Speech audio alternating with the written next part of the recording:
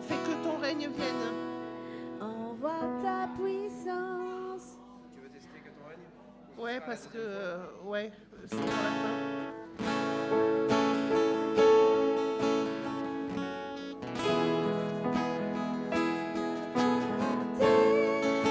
Sois faite sur la terre comme au ciel, sur la terre comme au ciel. Que ton règne vienne, ta volonté soit faite sur la terre comme au ciel, sur la terre comme au ciel. Et ça se termine là-dessus. Et ça se termine là-dessus.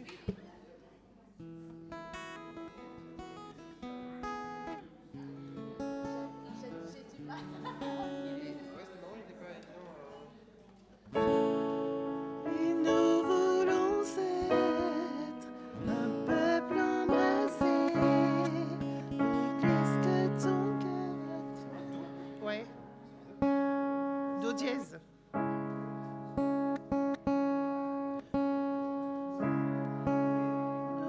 Non, attends. Où t'es là?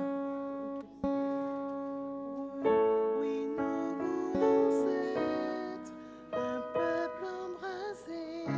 C'est ça?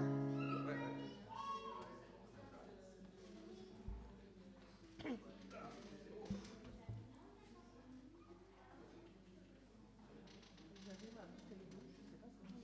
J'ai pris une bouteille d'eau. Je l'ai laissée à la voiture. C'est pas grave.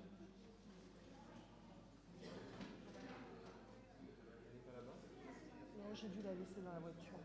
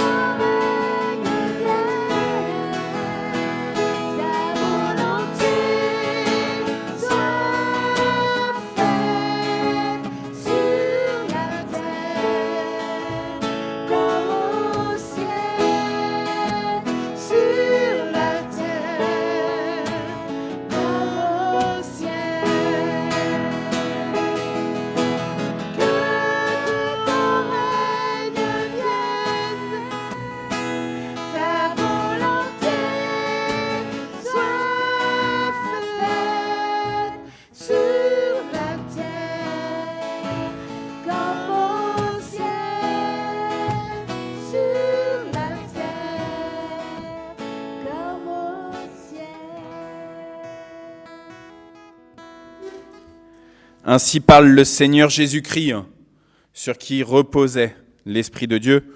Le royaume de Dieu s'est approché ce matin. Aujourd'hui, le salut est entré dans ta maison. C'est pourquoi réjouis-toi mon frère, réjouis-toi ma sœur, et médite à chaque instant ce que signifie entrer pleinement dans ce royaume. Soyez les bienvenus, vous tous qui avez faim et soif du Seigneur. C'est lui qui vous a préparé ce banquet, qu'est cette célébration. C'est lui qui vous accueille dans sa maison. Au psaume numéro 63, il est dit « Ô Dieu, tu es mon Dieu, je te cherche. Mon âme a soif de toi, mon corps soupire après toi, dans une terre aride, desséchée, sans eau. Ainsi je te contemple dans le sanctuaire, pour voir ta puissance, pour voir ta gloire. Car ta bienveillance est meilleure, ô Dieu, que la vie. Ta bienveillance est meilleure que la vie. Alors mes lèvres te glorifieront. Ainsi je te bénirai toute ma vie, j'élèverai mes mains en ton nom, et mon âme sera rassasiée comme de graisse et de moelle. L'acclamation aux lèvres, ma bouche te louera. Lorsque je me souviens de toi sur ma couche, je médite sur toi pendant les veilles de la nuit. Sœurs et frères, je ne sais pas si on est beaucoup à méditer pendant les veilles de la nuit, mais en tout cas le psalmiste nous dit, lui, il médite pendant les veilles de la nuit. Pourquoi ? Parce que Seigneur Dieu, tu es mon secours, et je crie de joie à l'ombre de tes ailes. Mon âme, Seigneur, est attachée à toi, ta droite me soutient. Frères et sœurs, pendant ce mois de janvier, nous ne confessons pas la foi de l'Église comme nous le faisons habituellement avec le symbole des apôtres, mais nous le chantons, donc nous restons debout encore pour chanter notre confession de foi. Je pense qu'on le fait aujourd'hui. Ah, c'est un autre. J'ai vu le piano.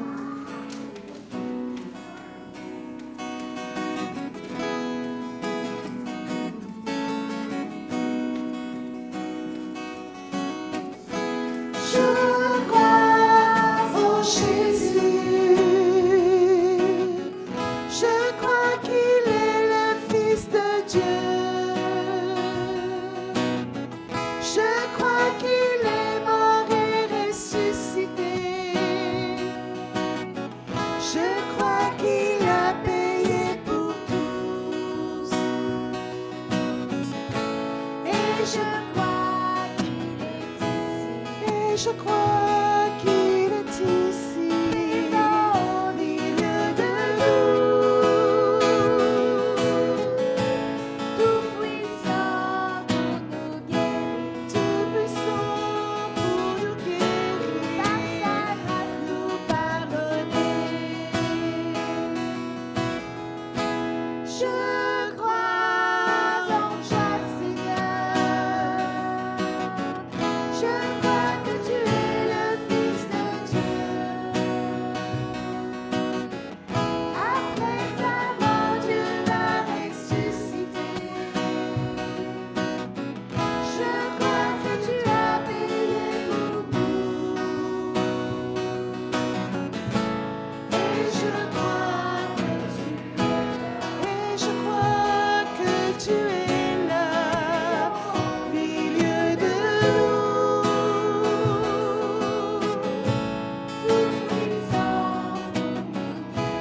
Tout puissant pour nous guérir, nous pardonner.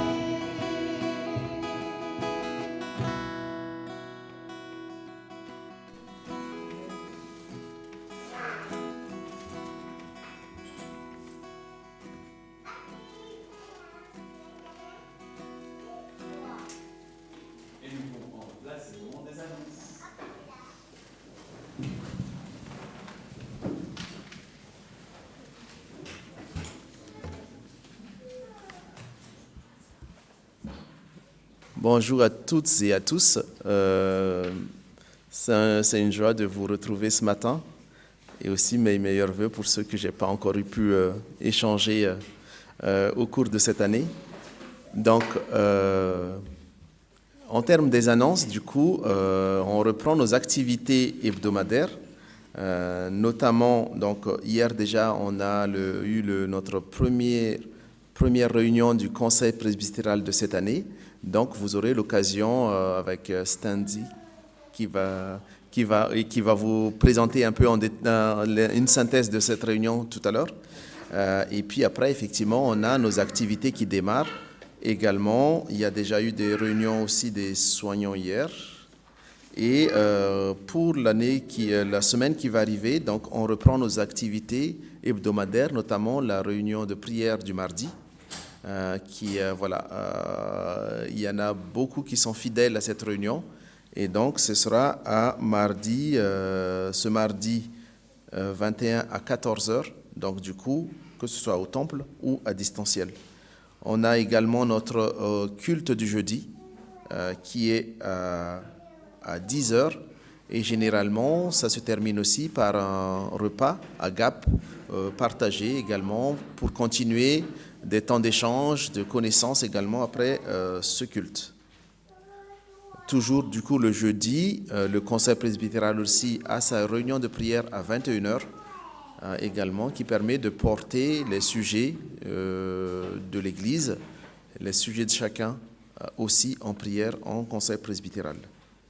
Et pour la semaine qui va venir, on a aussi le vendredi 24, on a une soirée de prière avec les frères et sœurs du protestant évangélique du Montois, et ce sera à la faculté de Vaux-sur-Seine.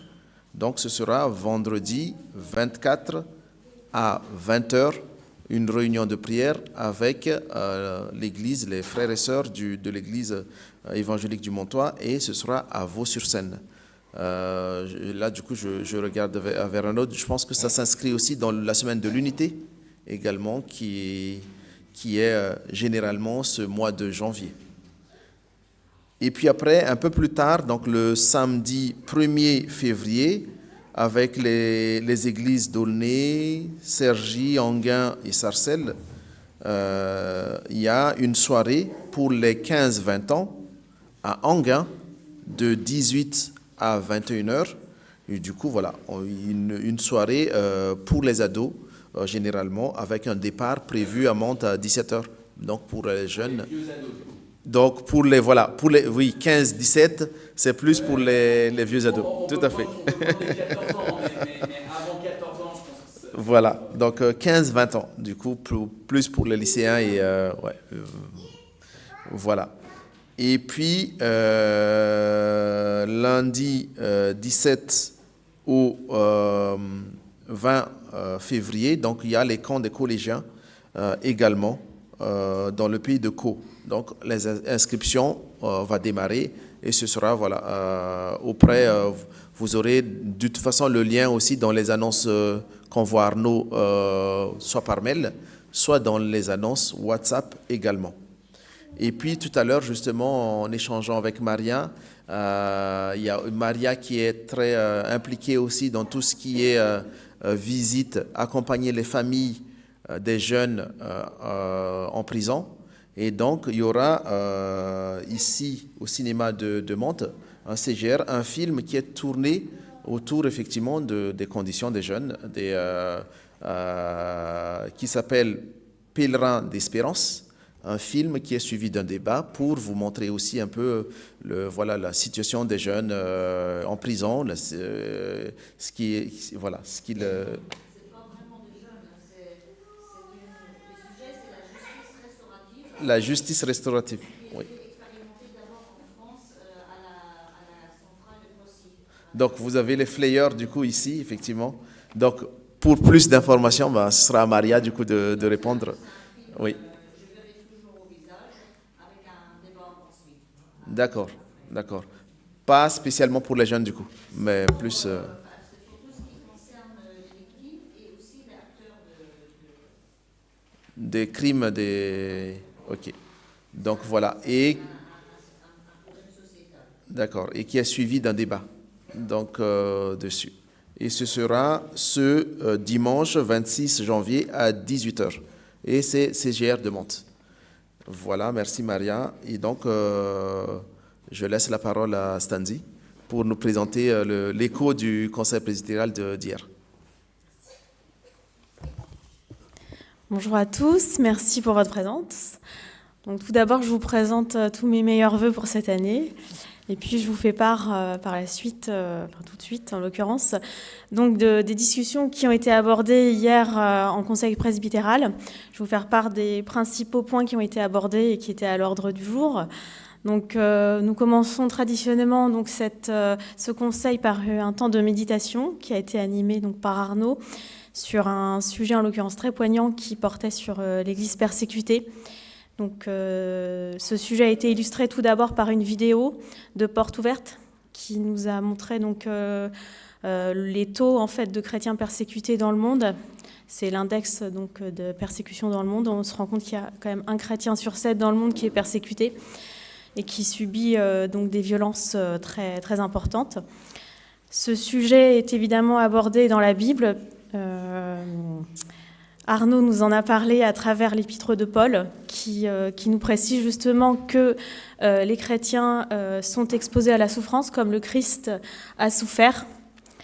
Donc en tant que membres de l'Église universelle, nous devons d'apporter toute notre attention sur les personnes qui souffrent et vraiment prier pour elles, puisque aussi en tant que membres du Christ qui est l'Église, nous devons souffrir avec elles et puis les porter dans nos prières. Parce qu'aujourd'hui, c'est dans certaines régions du monde que les violences se déchaînent, mais ça pourrait aussi nous arriver chez nous. Pour le moment, nous sommes protégés par les droits de l'homme notamment, mais ça pourrait nous atteindre aussi. Ensuite, il y a eu un point sur les commissions. Donc, il y a la commission travaux. Vous avez peut-être pu constater cette semaine, si vous êtes passé devant le temple, que des travaux ont été réalisés sur les conduites d'eau.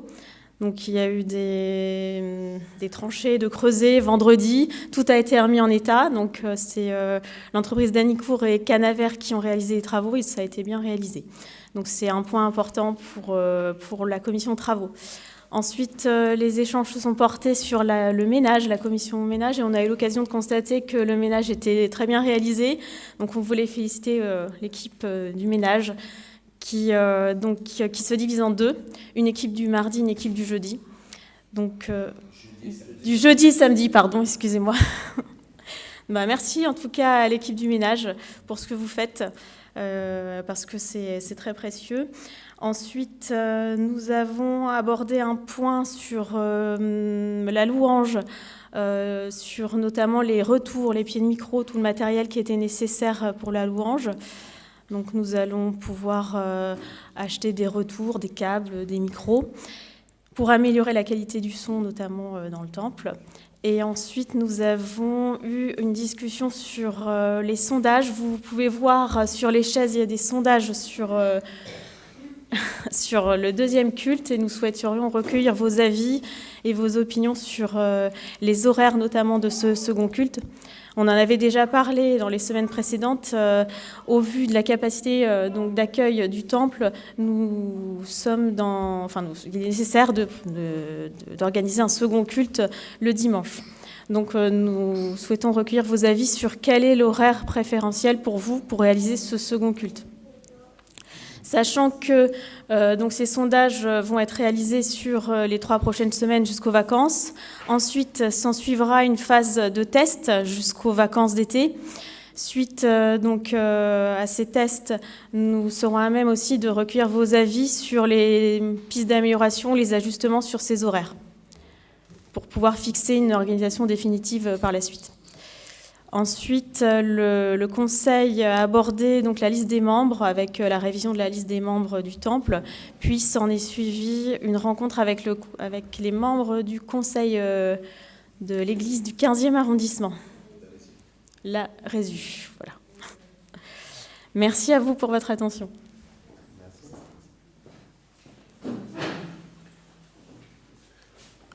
On n'a pas l'habitude de faire des appels à...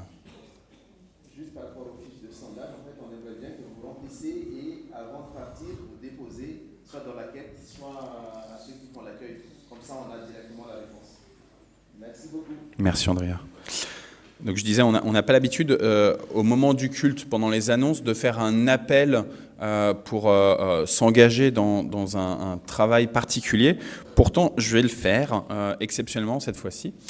Depuis 20 ans, les catholiques de Mantes, avec les musulmans de Mantes, ont entamé un dialogue interreligieux avec des débats auxquels nous ne prenons pas part, mais aussi avec une activité diaconale, à savoir une collecte alimentaire, donc chaque année, pendant toute une journée dans plusieurs magasins avec des binômes chrétiens et musulmans.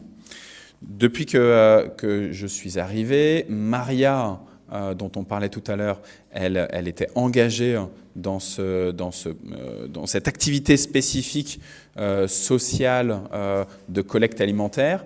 Et puis au bout d'un moment, Maria m'a dit « J'ai un peu fait mon temps maintenant ». On a demandé à Thibaut de s'en occuper et à Dana. Ils s'en sont occupés pendant 2-3 ans, quelque chose comme ça. Mais cette année, ils ne peuvent pas. Et donc, on est à la recherche de quelqu'un qui accepterait d'avoir une responsabilité pour ce 8 février. À savoir, je vous explique comment ça fonctionne. Pendant la collecte alimentaire qui a lieu tout le samedi, il y a plusieurs magasins de Mantes et du Mantois dans lesquels il y a des personnes qui vont à l'entrée pour faire de la collecte alimentaire. Et dans chacun de ces magasins, il y a un binôme, donc un chrétien et un musulman, ou une chrétienne et une musulmane, qui gèrent l'équipe de bénévoles qui font la collecte alimentaire. Donc ce n'est pas eux qui vont forcément être là pour faire la collecte, mais pour mobiliser un petit peu des gens dans la communauté pour dire « Est-ce que tu veux bien pendant 1 heure ou 2 heures venir nous aider ?» Le magasin Carrefour de Mantes-la-Ville, qui est à côté du marché de Mantes-la-Ville, eh ben, c'est le magasin qui nous est attribué. Donc, côté musulman, il y a quelqu'un, mais côté chrétien, pour l'instant, on n'a personne. Donc, du coup, si quelqu'un aurait la disponibilité pour le 8 février d'être le responsable chrétien pour ce magasin de Mantes-la-Ville, à nouveau, l'idée, c'est pas d'être là tout le temps et de tout faire, mais ça va être ensuite d'essayer de voir avec les frères et les sœurs de l'Église qui est-ce qui veut bien donner 2 heures de son temps. Je regarde vers Samuel, parce que Samuel, avec ses enfants, avec Joshua en tout cas, une année par exemple, il l'a fait. Ils n'ont pas fait toute la journée. Vous aviez fait quoi, 2 heures je pense ?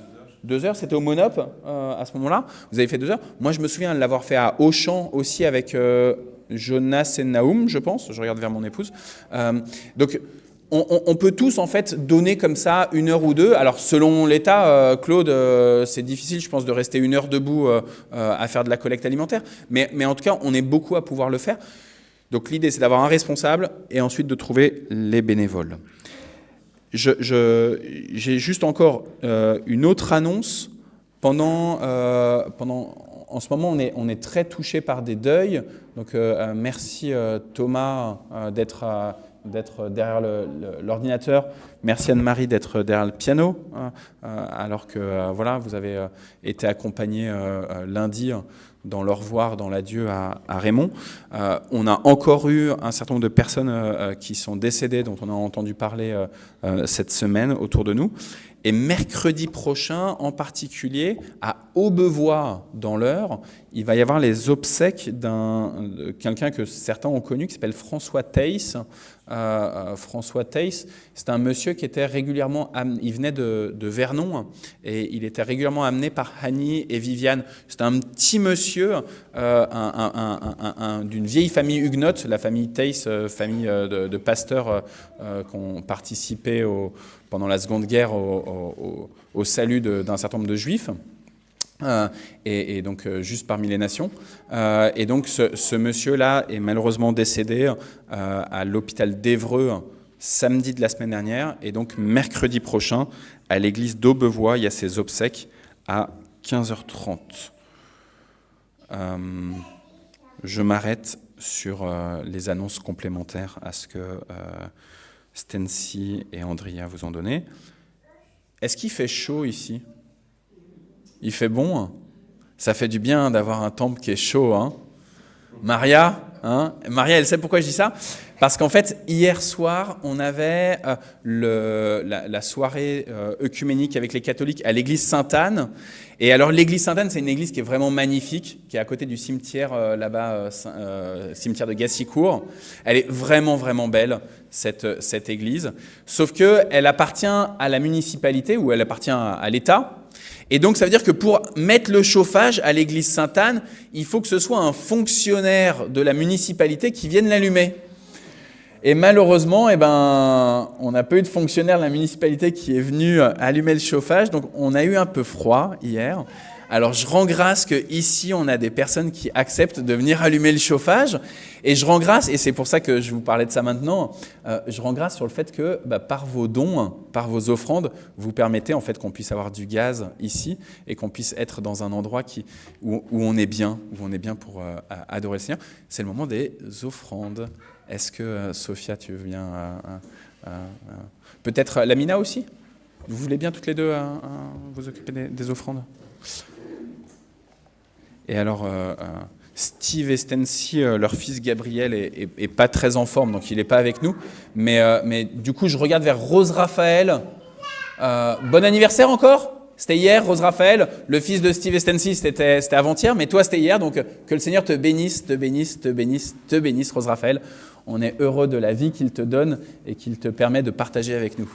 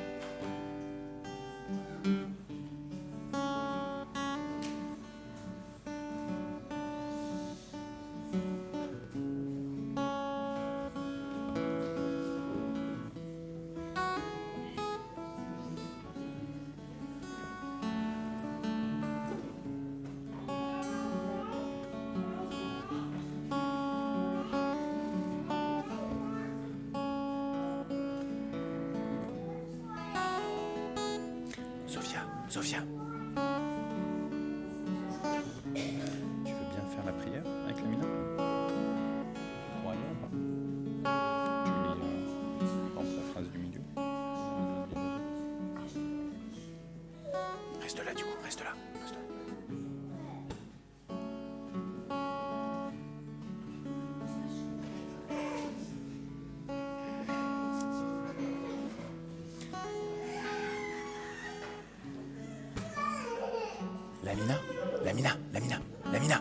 Lamina.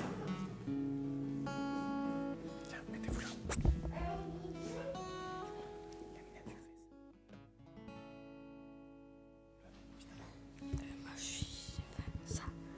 Je fais quoi? Toi, tu fais Lamina, après Sophia, après Lamina et après Sophia. Prière sur les offrandes par les questeurs. Seigneur notre Dieu, daigne accueillir cette humble par des biens que tu nous as toi-même donnés. Fais que ces dons servent à l'avancement de ton règne et accepte-nous nous-mêmes à ton service. Comme le sacrifice vivant et le saint que tu demandes et communion avec Jésus-Christ notre Seigneur. Amen. Amen. Très bien. Merci beaucoup, les filles. Dans l'Évangile selon Matthieu, au chapitre 7, nous lisons « Demandez et l'on vous donnera, cherchez et vous trouverez, frappez et l'on vous ouvrira. Car quiconque demande reçoit, celui qui cherche trouve, et l'on ouvrira à celui qui frappe. Quel homme parmi vous donnera une pierre à son fils si son fils lui demande du pain? Ou s'il lui demande un poisson, lui donnera-t-il un serpent ? Si donc, vous qui êtes mauvais, vous savez donner de bonnes choses à vos enfants, à combien plus forte raison votre Père qui est dans les cieux en donnera-t-il de bonnes à ceux qui les lui demandent ? Nous prions. Seigneur Jésus-Christ, ton enseignement est très clair, c'est auprès de toi, auprès de l'Esprit et auprès du Père que nous pouvons recevoir tout ce dont nous avons réellement besoin. Pourtant, ce matin, nous reconnaissons, rassemblés en Église, que nous avons de nouveau cherché notre subsistance matérielle, émotionnelle et spirituelle ailleurs qu'en toi. Nous avons relevé les manches là où tu nous demandais de nous mettre à ton écoute. Nous avons supplié toutes sortes d'idoles. Alors s'il te plaît, Seigneur Jésus, pardonne notre péché. Amen. C'est un regard d'amour, un regard de compassion, un regard de miséricorde que Dieu a posé sur chacune et chacun d'entre vous. Et avec ce regard d'amour, de compassion et de miséricorde, il accueille évidemment, notre Père Céleste, votre repentance sincère. C'est avec ce regard plein d'amour, de compassion, de miséricorde, que notre Père a envoyé son Fils pour payer à votre place toute cette dette qui était la vôtre. Il a payé la facture pour permettre que vous puissiez aujourd'hui et jusque dans l'éternité vivre de son pardon et de cet amour. Amen. Je vous propose qu'on se lève pour louer le Seigneur.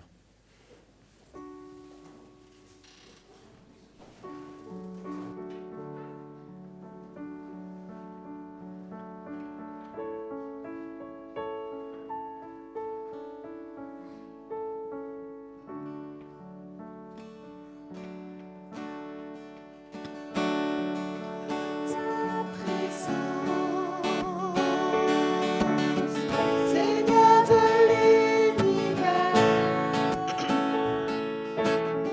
rien n'a plus d'importance, rien n'a plus de valeur. Je viens chercher ton cœur, trouver ta volonté, me tenir prosterné en chantant tes louanges. Ton nom est grand, ton nom est saint, ton nom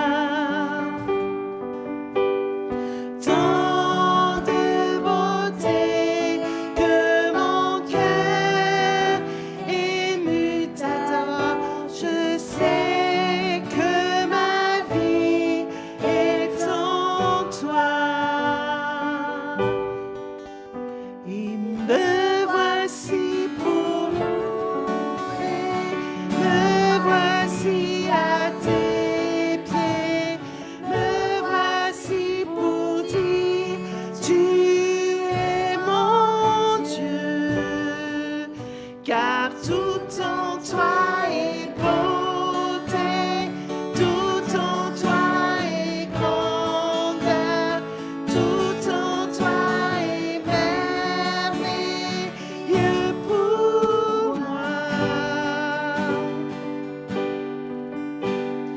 Roi éternel, élevé au-dessus de tout, ta gloire resplendit dans le ciel. Tu es venu humblement sur cette terre, tu t'es donné par amour. Me voici pour louer, me voici à tes pieds, me voici pour dire tu es mon Dieu, car tout en toi est beauté, tout en toi est grandeur, tout en toi est merveilleux pour moi. Je ne pourrais imaginer le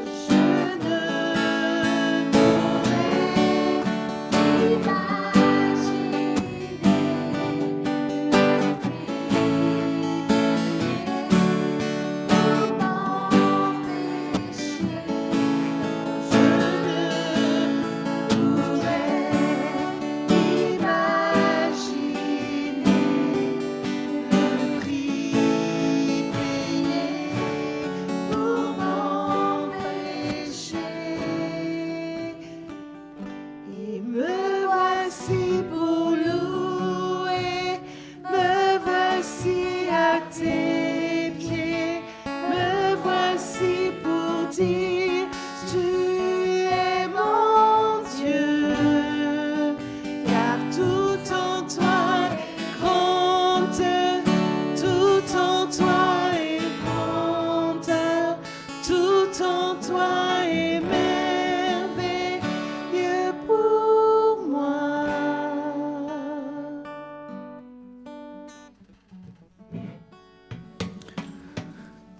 Amen. Amen. Je vous invite à prendre place, sœurs et frères. Je vous demande pardon parce qu'on a commencé tardivement le moment du culte. On vous fait un sondage justement pour qu'on refasse, qu'on crée un deuxième culte, et on essaiera d'être plus strict aussi sur les horaires de début et de fin de culte. Mais donc du coup, pourquoi je vous demande pardon, c'est aussi parce qu'il y en a beaucoup qui le savent, on a l'habitude de donner le micro pour exprimer des actions de grâce, mais je pense qu'on va vraiment déborder si on donne le micro. Donc on va passer directement, si Steve, tu le veux bien, à la prédication.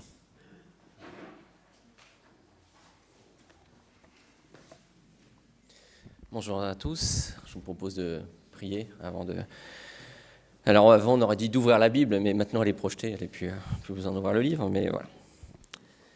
Allez, Seigneur Jésus, merci parce que tu es avec nous, tu nous accueilles et tu as quelque chose à nous dire par les chants, tu as quelque chose à nous dire par les différents éléments du culte et aussi que par la lecture de la Bible et par la prédication tu nous parles, à chacun selon ce dont nous avons besoin de recevoir. Amen. Donc, depuis la semaine dernière, les temples de Cergy et de Mantes, nous avons commencé un cycle de prédication sur « Dire Christ ». Arnaud a commencé avec l'handicapé que Jean et Pierre guérissent à l'entrée du temple, je crois que c'était à l'entrée du temple. Voilà. Et là, on va poursuivre dans les actes, avec cette fois-ci, un autre passage dans Acte 8, versets 26 à 40. Un ange du Seigneur, s'adressant à Philippe, lui dit « Lève-toi et va du côté du Midi, sur le chemin qui descend de Jérusalem à Gaza, celui qui est désert. » Il se leva et partit, et voici un Éthiopien, un eunuque, ministre de Candace, reine d'Éthiopie, et surintendant de tous ses trésors, venu à Jérusalem pour adorer, s'en retournait assis sur son char et lisait le prophète Ésaïe. L'Esprit dit à Philippe, « Avance et approche-toi de ce char. » Philippe accourut et entendit l'Éthiopien qui lisait le prophète Ésaïe. Il lui dit, « Comprends-tu ce que tu lis ?» Il répondit, « Comment le pourrais-je, si quelqu'un ne me guide ?» Et il invita Philippe à monter et à s'asseoir avec lui. Le passage de l'Écriture qu'il lisait était celui-ci. Il a été mené comme une brebis à la boucherie, et comme un agneau muet devant celui qui le tond, il n'a point ouvert la bouche.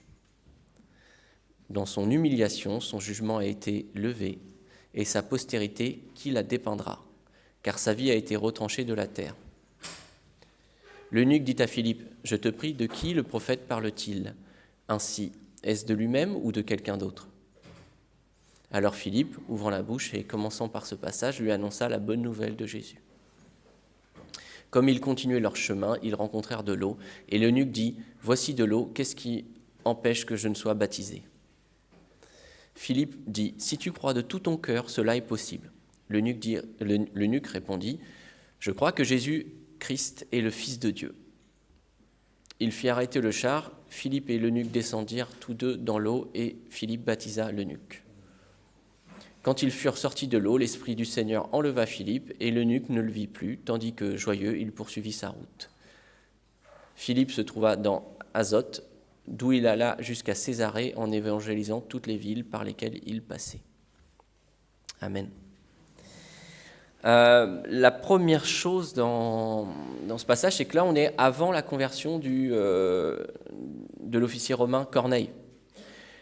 Donc, avec ce passage où on a un eunuque éthiopien, on a vraiment l'un des premiers exemples de l'évangile qui s'adresse aux non-juifs. Alors, il y avait eu quelques cas, la Samaritaine, la femme de Tyr, etc. Mais c'était resté des cas un peu exceptionnels.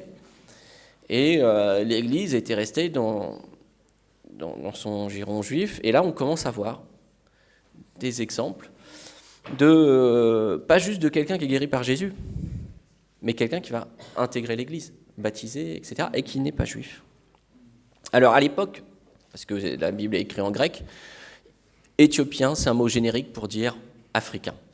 Africain de peau noire, puisque de l'Égypte jusqu'au Maroc, c'était des berbères, hein, comme Saint-Augustin était un berbère. Voilà. Mais là, éthiopien, ça veut dire tout ce qui est en dessous du Sahara. Et Candace, c'est plutôt des reines de l'actuel Soudan. Donc en fait, voilà, il ne vient pas d'Éthiopie actuelle, mais du Soudan, mais à vrai dire, peu importe. Et oui, à l'époque, éthiopien, c'est comme aujourd'hui américain. On peut dire américain pour quelqu'un des États-Unis ou pour quelqu'un qui vient du Canada jusqu'au sud de l'Argentine et du Chili. Eh bien, à l'époque, c'était pareil. Et notre eunuque, donc, quand même quelqu'un d'important, parce que, alors vous voyez, à l'époque, déjà, les ministres avaient des chauffeurs et des voitures de fonction. Voilà, le char, c'était précieux et rare à l'époque. Ça pouvait être tant la voiture de fonction du dignitaire que ça pouvait être aussi le char de guerre, parce qu'à l'époque, il n'y avait pas de char d'assaut, donc voilà. Et il n'a pas besoin de conduire lui-même son char. Et il a un livre. À l'époque, le livre, c'est rare, c'est cher, et tout le monde ne sait pas lire et écrire. Hein. On est dans des sociétés où peut-être 5% des gens savent lire et écrire. Donc, aujourd'hui, on dirait que ce n'est pas n'importe qui. Seulement, il n'est pas n'importe qui pour son pays, mais à Jérusalem, il est étranger, il est eunuque. C'est-à-dire que la manière dont Hérode a reconstruit le temple, Hérode, malgré tous ses défauts et ses péchés, a fait un méga temple. Voilà. Souvent, quand on dit les 7 merveilles du monde antique, c'est les Grecs et les Romains qui ont listé leurs merveilles. Et puis, voilà, mais je veux dire, le temple de Jérusalem reconstruit par Hérode n'a rien à envier aux merveilles gréco-romaines. Et seulement, il y a des portiques et puis il y a des accès réglementés. Et notre eunuque, il a beau être quelqu'un de très important dans son pays, quand il arrive à Jérusalem, eh ben, il est bloqué au premier arrêt, le portique où doivent s'arrêter les étrangers, puis après les femmes, puis après les hommes, jusqu'au lieu très saint où là, seul le grand prêtre a le droit de rentrer une fois par an, en respectant un rituel et tenu par des cordes, parce qu'on ne sait jamais si Dieu provoque sa mort dans le lieu très saint, on le tire par des cordes pour lui en faire sortir. Et il a des clochettes sur sa robe, comme ça on sait qu'il bouge. C'est pour dire qu'à l'époque, on est dans des sociétés extrêmement hiérarchisées et que c'est pas chacun fait ce qu'il veut et c'est comme ça. Non. Et là, on a un évangile qui, justement, va s'adresser à lui. Et là, en plus, il y avait une malédiction sur les eunuques. Dans la loi de Moïse, dans le Deutéronome, un eunuque est comme un fils issu d'une union illégitime, comme un Ammonite et un Moabite qui descendent de peuples qui ont combattu Israël au moment de l'entrée en terre promise, il n'a pas le droit de faire partie du peuple élu. Alors, avec le temps, on s'aperçoit dans des passages que même les rois de Juda ont des eunuques, donc ils ne respectent pas la règle. Et il y a ce fameux passage d'Ésaïe où il est dit que l'eunuque qui respecte la Torah et qui fait la volonté de Dieu, il aura sa place dans la maison de Dieu. Donc on a déjà un début de restauration des eunuques. Mais bon, malgré tout, au temple, il est bloqué à la première porte, celle des étrangers. Et donc cette bonne nouvelle, elle s'adresse à tous les humains. Et d'ailleurs, femmes comme hommes, puisque avec l'exemple de la Samaritaine ou de la femme de Tyr ou de Sidon, on a des exemples de femmes à qui Jésus accorde sa grâce. La deuxième chose, c'est que Philippe se met au niveau de la personne. Nous, on a l'image aussi de Jean-Baptiste qui balance des « repentez-vous, race de vipères » comme ça, il ne demande pas « t'appelles comme en haute » et il balance ça. Là, Philippe, lui au contraire, il commence pas par un monologue, il commence par des questions. Il dit à l'Éthiopien, « Comprends-tu ce que tu lis ?» Il se met à la hauteur de son auditeur. Et ensuite, on commence à expliquer un peu, puis l'Éthiopien à son tour lui pose une question, et Philippe lui répond. De qui le prophète parle-t-il, de lui-même ou de quelqu'un d'autre? Et Philippe utilise ça pour lui répondre. Et ça doit nous amener aussi à comprendre que suivant la personne que l'on a, suivant là où elle est dans sa vie, suivant les éléments, les circonstances qu'elle traverse, eh bien on doit aussi s'adapter.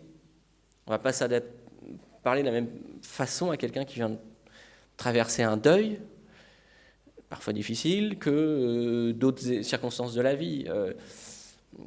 Stancy a travaillé pendant 10 ans avec le même chef au port du Havre, et elle avait su, parce qu'au fur et à mesure, qu'il avait perdu un neveu de quelque chose comme 6-7 ans.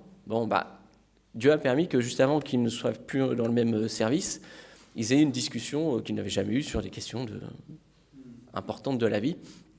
Et à un moment, sans douter, la question est venue et je lui ai dit « Vous croyez que c'est normal de perdre un enfant ?» Voilà. Donc on ne peut pas lui dire « Ah, Dieu est amour, Dieu fait grâce, etc. » de la même manière que d'autres personnes dans d'autres circonstances. Et là, j'y reviendrai après, mais on doit être attentif aussi à ça. Et aujourd'hui, le thème, c'est de dire Christ à ceux qui cherchent. Et malgré les stats, il y a beaucoup plus de gens en recherche que ce que l'on croit. Il y a des gens qui vont se dire athées, agnostiques, et pourtant ils ouvrent le journal, ils écoutent la radio ou Internet et lisent leur horoscope. Or, l'horoscope, la croyance que suivant le moment de l'année, on est lié à telle ou telle constellation qu'on a dessinée nous dans le ciel, puis on s'est dit tiens, ça ressemble à ça, alors qu'en fait c'est juste des traits, et des triangles et des rectangles. Et le croire qu'en regardant les étoiles, on va déterminer l'avenir à court ou moyen terme, c'est une croyance religieuse. En sciences des religions, on appelle ça de la religion informelle. Voilà. Donc, les stars de l'horoscope, comme, je sais pas, Christine Haas, qu'on a dans les médias, en fait, c'est une sorte de grand prêtre. Voilà. D'une religion informelle, certes, qui n'a pas de temple, mais d'une religion quand même. Donc, il y a plein de gens comme ça qui vont se dire, moi, non, mais qui croient quand même qu'il y a quelque chose après la mort, qu'il y a, voilà. Alors, s'ils vous disent, moi, je suis cartésien, il faut leur répondre, ça tombe bien, Descartes croyait en Dieu, croyait en Jésus, t'es sur le bon chemin, continue d'être cartésien. Et puis, comment avoir le bon niveau de relation avec les gens? Voilà, il y a des gens qui vont être tout de suite très proches, d'autres feront un temps pour briser la glace, il y en a qui vont être très tactiles, d'autres non, etc. Je pense que la chose la plus importante, c'est d'aimer les gens. Et qu'ils sentent qu'on n'est pas des VRP qui leur vendent un produit. On n'est pas un parti politique qui fait campagne pour avoir leur vote en contrepartie. On n'est pas là pour avoir un don à la fin du mois dans la quête ou des choses comme ça. Et moi, je vais vous donner un exemple parce que le contact avec les gens comme ça que je ne connais pas dans la rue n'est pas mon plus grand fort, on va dire, voilà. Je suis très à l'aise mais avec les gens que je connais déjà, mais si vous croisez Laurence, qui parle avec des gens dans la rue, c'est parce qu'elle s'intéresse à eux. Parce que même après, quand elle vous en parle, elle s'en fiche pas d'avoir parlé à un tel ou un tel. Enfin voilà, elle a envie que quelque chose de bien arrive dans leur vie. Et c'est pour ça qu'elle a cette facilité-là, c'est parce qu'elle s'intéresse aux gens. Ouais.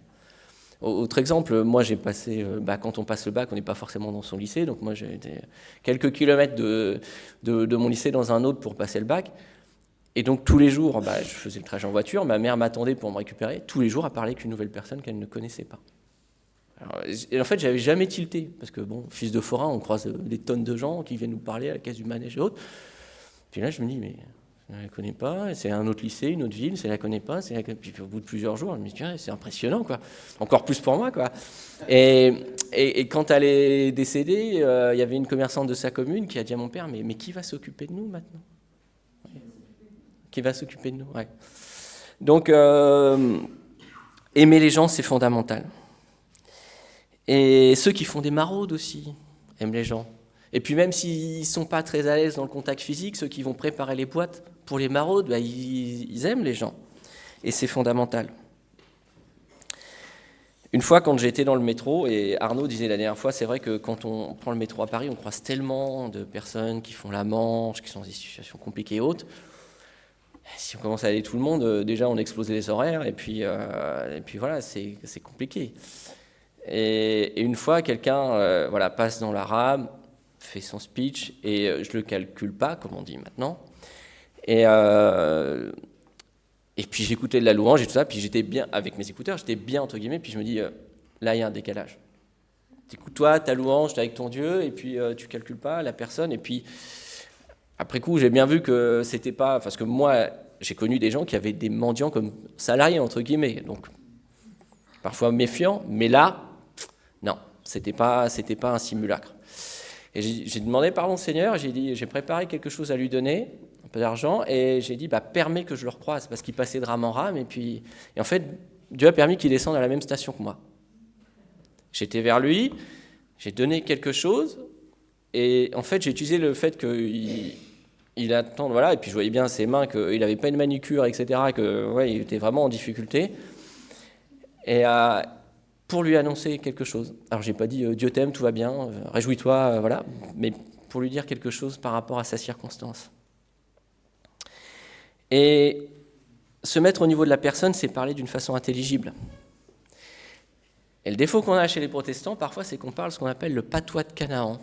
Qu'est-ce que ça veut dire ? Alors, moi, j'aime. C'est-à-dire que là, j'ai choisi la seconde, je me suis mis récemment à lire la Top parce que je trouve qu'il y a des choses très intéressantes dedans, la traduction œcuménique de la Bible, mais sinon, moi, on avait un ami pasteur à Luneray, anglais, alors lui, les passés simples de la seconde, je partais pas, dans la loi de Moïse, il y en a plein, moi qui n'avais pas un super bon niveau de français, au contraire, j'ai appris à aimer le passé simple avec voilà, mais lui, il n'aimait pas, mais moi j'aime bien, mais attention. Moi, on se souvient d'un mariage où la mariée était chrétienne, le marié, par amour, s'est mis à s'intéresser à la foi, à l'église et tout ça, mais il venait d'un milieu qui n'était pas du tout pratiquant, voire athée. Donc une grande partie des invités n'étaient pas croyants, et là, la personne qui fait la cérémonie sort des expressions bibliques sans traduction. Élargissez l'espace de votre tente. Ésaïe 54, mais qu'est-ce que ça veut dire pour un non-chrétien je suis chez Decathlon, Rayon Quechua, ou voilà. Et ça, il faut faire attention à ça. Et le passage alors c'est pas un passage de la Bible. Est-ce que tu peux... C'est Luther qui écrit ça au moment où il traduit la Bible en allemand. À une époque où la Bible, les gens l'entendent en latin à la messe. Et la plupart des gens ne lisent pas le latin, alors ils le comprennent. Quelques formules qui reviennent souvent, on va finir par les comprendre, mais comme nous, quand on a du mal avec l'informatique, à force d'entendre certains mots en anglais, on finit par en comprendre certains, mais la plupart des choses, non. Et lui se met à traduire la Bible en allemand, et voilà ce qu'il écrit. Dans ma traduction de la Bible, je me suis efforcé de parler un allemand pur et intelligible. J'ai tâché de parler allemand, non grec ou latin. Or, pour parler allemand, ce n'est pas les textes de langue latine qu'il faut interroger. La femme dans son ménage, les enfants dans leur jeu, les bourgeois sur la place publique, voici les docteurs qu'il faut consulter. C'est de leur bouche qu'il faut apprendre comment on parle, Comment on interprète? Après cela, ils vous comprendront et ils sauront parler leur langue. Vous parlez leur langue. Et ce qu'il veut dire, c'est que voilà, il n'a pas cherché à faire une Bible de savant. Il voulait que les gens puissent la lire, puissent la comprendre. Et donc, il n'a pas cherché à parler un bel Allemand de fac de théologie. Lui, il est docteur en théologie, donc il aurait pu le faire. Mais il voulait quelque chose que tout le monde comprenne. Et c'est pour ça qu'encore aujourd'hui, alors la Bible a été traduite en partie en 3750 langues, pour 7,3 milliards de personnes.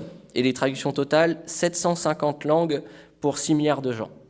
C'est-à-dire qu'il y a quand même 800 millions de gens qui n'ont aucune Bible, dont au moins un fragment est dans leur langue, et 2,1 milliards qui n'ont pas toute la Bible dans leur langue. Et on continue de traduire. Et pour les langues qui ont été traduites, parce que là, Luther, il l'a fait en allemand. D'ailleurs, souvent on dit la langue de Shakespeare, la langue de Goethe et autres. Mais les écrits protestants sont des textes fondateurs. Pour la langue allemande, la traduction de Luther, c'est l'un des premiers grands écrits en langue allemande, puisque les gens très instruits écrivaient en latin, en les facs et autres. Et donc là, on pourrait dire la langue de Luther, traduction de la Bible en anglais, on pourrait dire la langue de Tyndale, en français, la langue d'Olivetan, qui a traduit la Bible en français. Et pourtant, on continue de la retraduire en français. Louis II l'a fait à la fin du 19e, puis on l'a retraduit en 1910, 75, 78, la seconde 21, la français courant, le nouveau français courant, parole de vie. Pourquoi? Parce qu'on a besoin que les gens le comprennent dans leur langue de maintenant. Ça ne veut pas dire qu'on trahit le message, même si c'est vrai qu'on dit des fois traduire, c'est trahir. Il y a des textes, des questions de langue, etc. Mais Luther, il n'a pas changé l'évangile pour plaire aux gens. Il a gardé l'évangile, mais il a voulu qu'il soit accessible à eux. Et la dernière chose, c'est qu'aujourd'hui, les gens ont un nombre de sollicitations, d'idées, de mouvements, d'engagements astronomiques, religieux, politiques, philosophiques, tout simplement une idéologie politique qui pense vous apporter toutes les réponses à toutes les questions. C'est une sorte de religion sans paradis. C'est sans au-delà, sans transcendance, mais voilà, il y en a qui ont pensé en Russie en 1917 créer ce que Dom Camus appelait le paradis des prolétaires. Bon, on était loin du paradis, mais voilà. Bon, et comment les gens, à force d'avoir eu ces vagues-là, ces modes-là, etc., il y a une déception, il y a un scepticisme, et on n'est plus à l'époque de Luther, on se dit catholique ou protestant, ou voilà, là il y a une sollicitation énorme.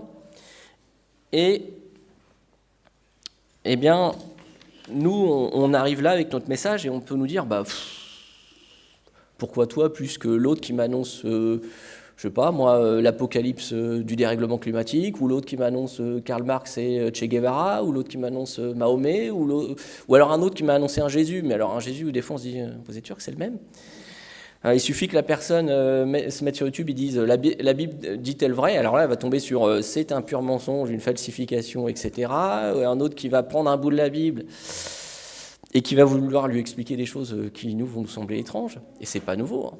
Dès l'époque des apôtres, Pierre écrit dans sa 2e épître, chapitre 3, « Considérez que la patience de notre Seigneur est votre salut, comme notre bien-aimé frère Paul vous l'a aussi écrit selon la sagesse qui lui a été donnée, ce qu'il a fait dans toutes les lettres où il parle de ces sujets et où se trouvent des passages difficiles à comprendre, dont les personnes ignorantes et mal affermies tordent le sens, comme elles le font du reste des Écritures pour leur propre perdition. » Dès l'époque des apôtres, il y en a qui utilisent la Bible pour dire ce qu'ils ont envie de dire finalement.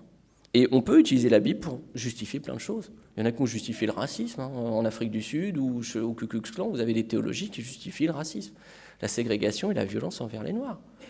On se dit, purée, Jésus a parlé de l'amour et autres, il justifiait le meurtre, etc. Petit exemple qui est très intéressant, dans les Proverbes, chapitre 26, versets 4 et 5, il est dit « Ne réponds pas à l'insensé selon sa stupidité, de peur que tu ne lui ressembles toi-même. Réponds à l'insensé selon sa stupidité, de peur qu'il ne devienne sage à ses propres yeux. » On peut se dire c'est totalement contradictoire, etc. Mais là, c'est bien pour nous montrer que selon les cas, selon les situations, eh bien, on n'a pas forcément la même réponse à apporter. Et en plus, les personnes sont sollicitées. Il y a ce qu'on appelle en sciences et religions le supermarché des religions. Ce sont des gens qui vont prendre un peu de citations de l'Évangile, qui sont vachement sympas parce que Jésus il était gentil, il a jamais oppressé, etc. Un peu de Confucius, un peu de Socrate ou des trucs comme ça. On peut éventuellement saupoudrer tout ça de réincarnation parce que c'est quand même plus fun que la repentance et la résurrection des morts. Et voilà. Et dans tout ce mélange, dans toute cette désinformation, dans ce que Jésus appelle l'ivraie, qui est semé au milieu du bon grain, eh bien, on peut se demander comment convaincre la personne. Et ça peut être là l'erreur. Comment convaincre la personne, nous? Parce que ce n'est pas notre rhétorique, ce n'est pas notre pouvoir de persuasion qui va convaincre la personne de repentance et de péché. C'est le Saint-Esprit. C'est ça la première chose.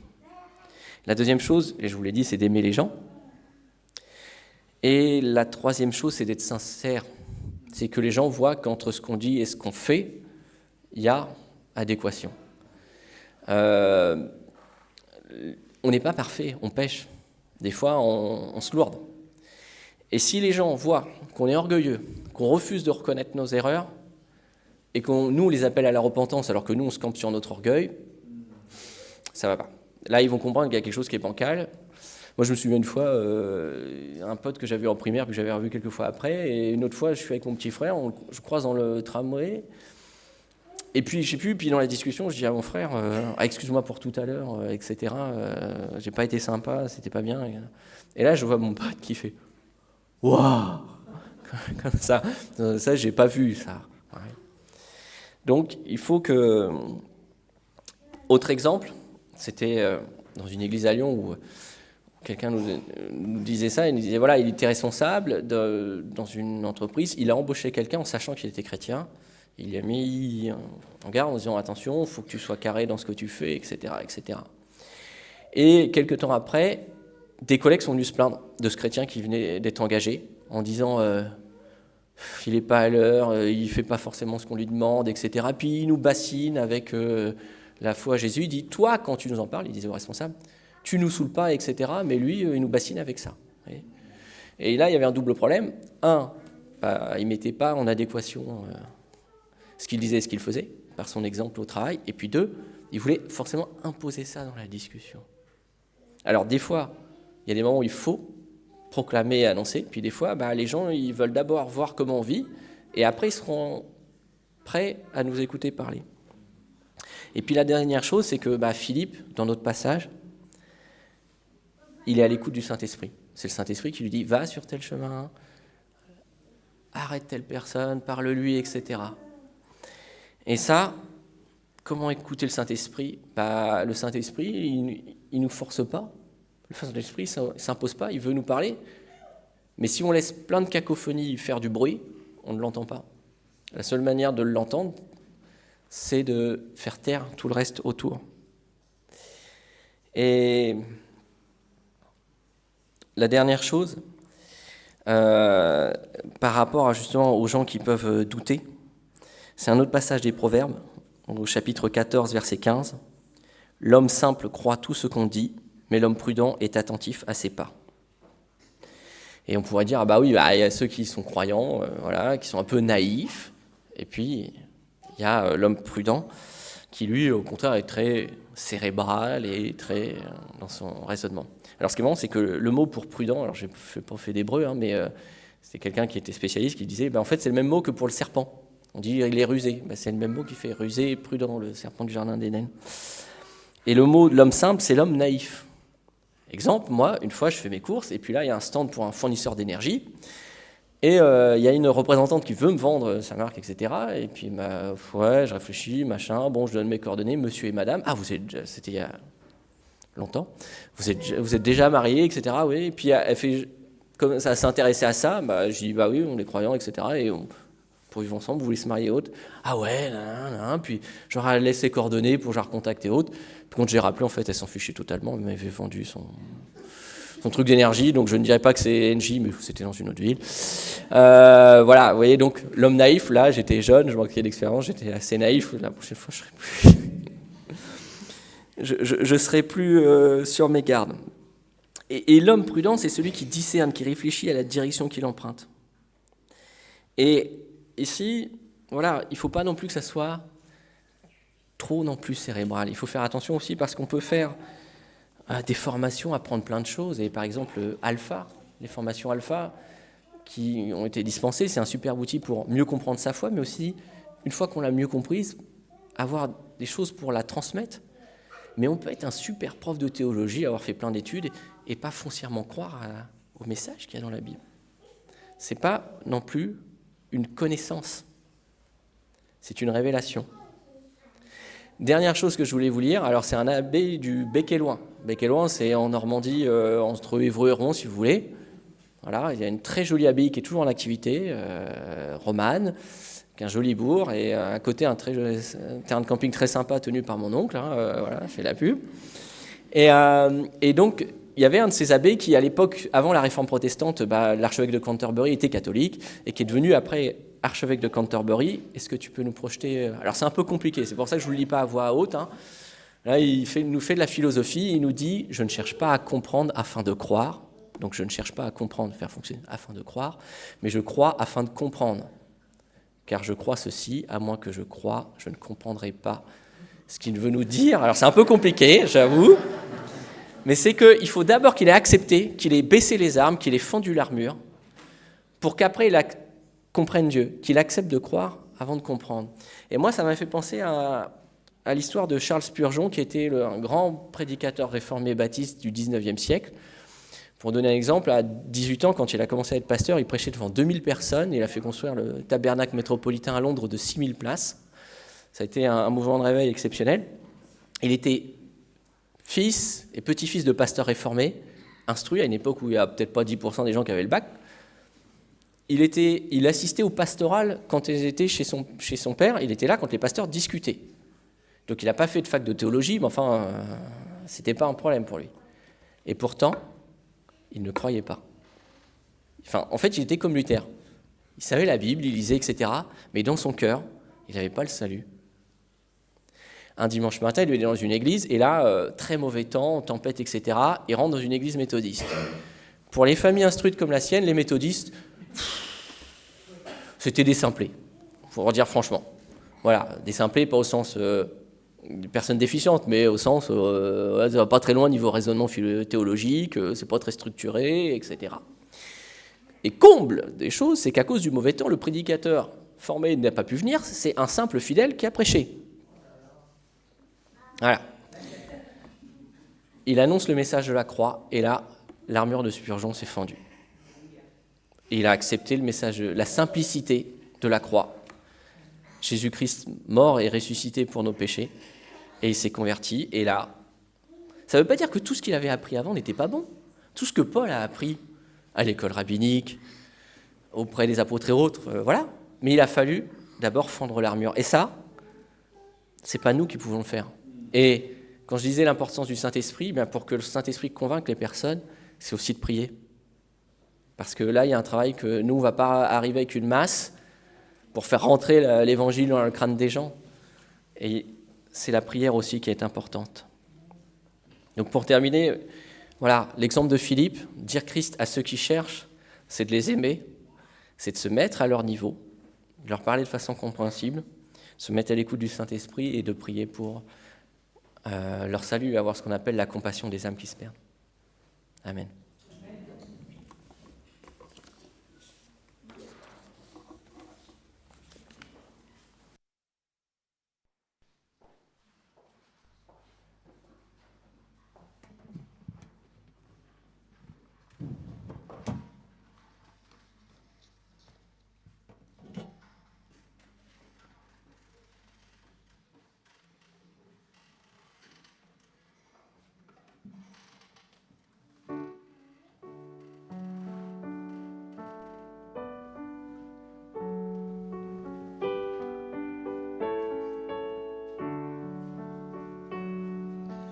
Tournez les yeux vers le Seigneur et rayonnez de joie.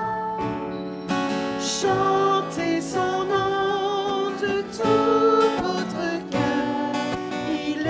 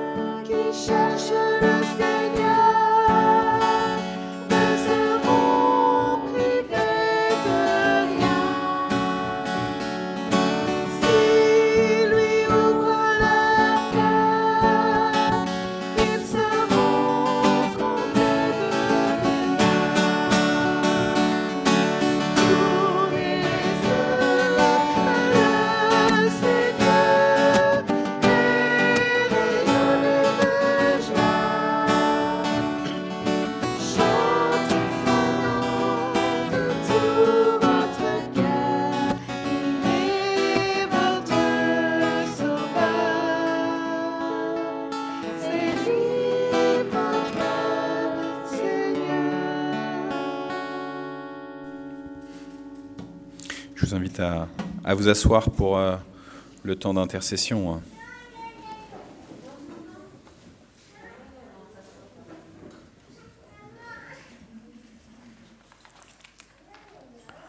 Seigneur notre Dieu, nous te supplions pour tous ces eunuques éthiopiens qui nous environnent. Nous te rendons grâce, Seigneur, pour la manière dont Philippe a aimé cet homme. Et nous te supplions, donne-nous cette même compassion à l'égard de tous ceux qui te cherchent, de tous ceux qui cherchent du sens à leur existence, de tous ceux qui cherchent du sens à la manière dont ce monde fonctionne, de tous ceux qui cherchent du sens à tous les événements de ce monde. Oui, nous croyons, Seigneur, que tu es Alpha et Oméga, que tu es le commencement et la fin, et que tu es celui qui peut éclairer nos intelligences, qui peut éclairer nos relations, qui peut éclairer là où nous avons des doutes, nous les créatures merveilleuses que tu as conçues. Alors Seigneur, oui, nous te prions pour les membres de nos familles, dans le secret, dans l'intimité de nos cœurs, nous te les nommons.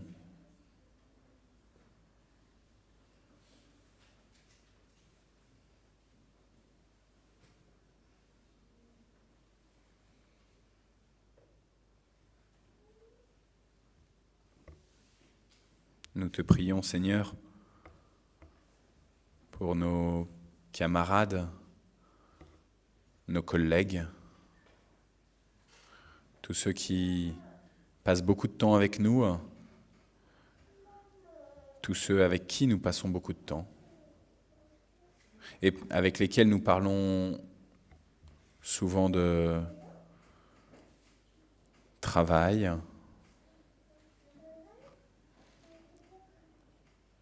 donne-nous l'occasion, Seigneur, de nous intéresser à eux profondément.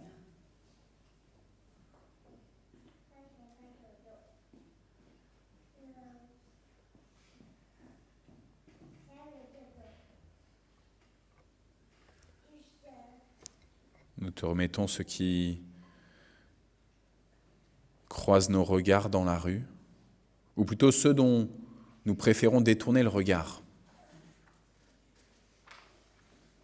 qui ont perdu en nous-mêmes toute dignité d'être reconnus. Nous te prions pour cet homme à qui Steve a donné un mot que tu lui as offert. Nous te prions pour tous ceux que nous allons croiser aujourd'hui en sortant du temple ou cette semaine. Inspire-nous, Seigneur, pour que nous sortions de nos propres zones de confort. Nous te remettons nos agendas. Nous te remettons cette course effrénée au temps qui est notre lot quotidien, qui est notre routine. Nous croyons que tu es le maître de l'espace, mais aussi le maître du temps. Alors oui, nous te soumettons cette course sans fin, à gagner quelques minutes ici ou là, à courir pour récupérer nos transports en commun ou à meugler contre ceux qui n'avancent pas assez vite.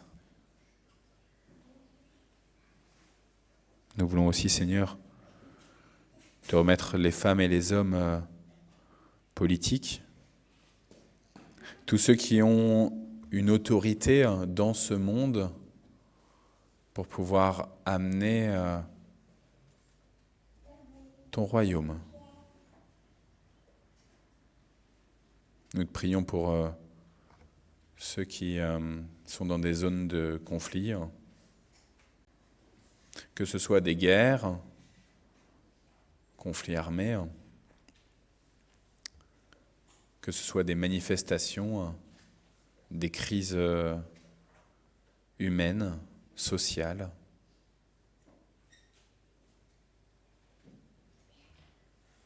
Et enfin, puisque, comme le rappelait Stenzi aux Échos du Conseil presbytéral, puisque cette semaine, l'association Portes Ouvertes, elle a sorti cet index mondial de persécution des chrétiens 2025. Nous voulons te prier pour tous nos frères et toutes nos sœurs qui sont persécutés en raison de leur foi. Alors oui, bien sûr que Paul à Timothée, il avait annoncé que la fidélité à toi allait amener la persécution, allait amener la souffrance. Mais malgré tout, Seigneur, nous te prions, donne-leur de tenir ferme dans leur foi, dans leur espérance et dans leur charité. Nous te prions, Seigneur, préserve leur vie, comme tu as préservé la vie de Job lorsque Satan voulait le faire chuter. Seigneur, prends soin de ces trop nombreux chrétiens. Et avec eux, au-delà de l'espace liturgique, avec eux dans l'Église universelle, nous prions ce que ton Fils nous a enseigné. Notre Père qui es aux cieux, que ton nom soit sanctifié, que ton règne vienne, que ta volonté soit faite sur la terre comme au ciel. Donne-nous aujourd'hui notre pain de ce jour, pardonne-nous nos offenses, comme nous pardonnons aussi à ceux qui nous ont offensés.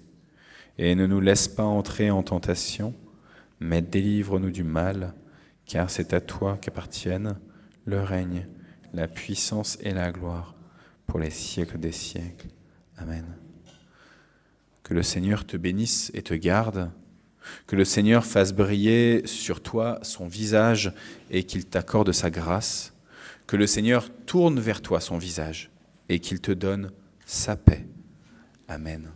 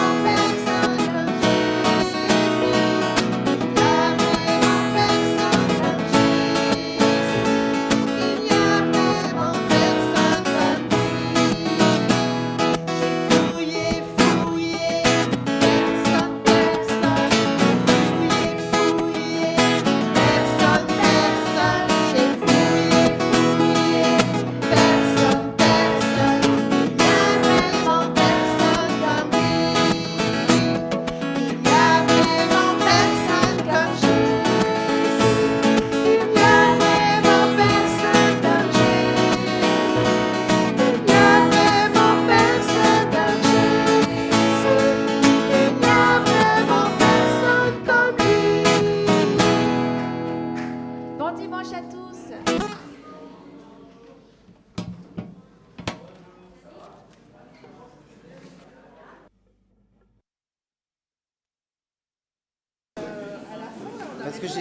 Parce que je regardais mon accord,